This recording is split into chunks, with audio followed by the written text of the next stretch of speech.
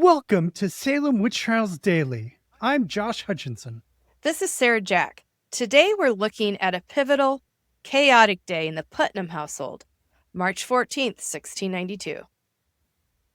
At this point in the timeline, the community is already on edge, but the accusations against Martha Corey represent a shift. Martha is a covenanted church member, not a marginalized figure.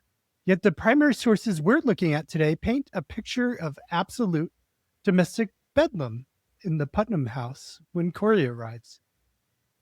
So let's set the scene here. It's March 14th, and Martha Corey is invited by the Putnams. They invite her to come over and talk to Ann Jr. to see if it's really her that's doing the affliction. And Martha comes and says, yeah, this is a way I can prove my innocence. So she arrives at the house, and the description we get is from Edward Putnam's deposition. That's Thomas's brother, who's a deacon in the church. And he describes a scene that feels like some kind of horror movie. It's visceral. Edward claims that as soon as Martha enters, Anne falls into grievous fits. Her tongue is drawn out of her mouth, and her teeth fastened upon it. But then the imagery gets even more surreal, as Anne claims to see a yellow bird sucking between Martha's fingers. And Edward Putnam claims he saw Martha rub the spot where the bird supposedly was. But when Anne tried to get closer, she was struck blind and couldn't reach Martha. And it wasn't just Anne. Mercy Lewis, who was about 19 and working at the Putnam house, was also there. And she testified that she was immediately taken with fits the moment Martha arrived. The violence described in these documents is intense. Abigail Williams testified that Martha's apparition hauled her to and fro, pinched her, and even tried to pull her bowels out. And Edward Putnam provides a terrifying account of Mercy Lewis being physically moved by unseen forces. He describes her being drawn toward the fire while sitting in a chair.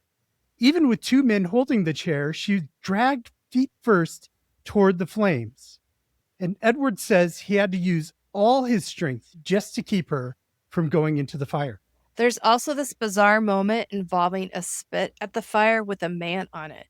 Anne sees Martha turning the spit, and Mercy Lewis tries to strike the apparition with a stick. She's immediately hit back with what Anne describes as an iron rod. Of course, we have the Devil's Book. It's a recurring theme in these depositions from Mercy, from Abigail, and even involving Elizabeth Proctor, this pressure to sign the Devil's Book. Abigail Williams claims she was tempted to put her hand in the Devil's Book and even saw Martha Corey at the Devil's Sacrament. Mercy Lewis says she was urged vehemently to write in the book. This is crucial because it frames Martha Corey not just as a lone actor, but as part of a larger organized diabolical conspiracy, which was the ultimate fear of the Salem magistrates. The testimonies were formally attested to on May 31st, 1692, showing how the events of mid-March were used to build a solid legal case against Martha Corey and others like Elizabeth Proctor by the time the court was ready to sit.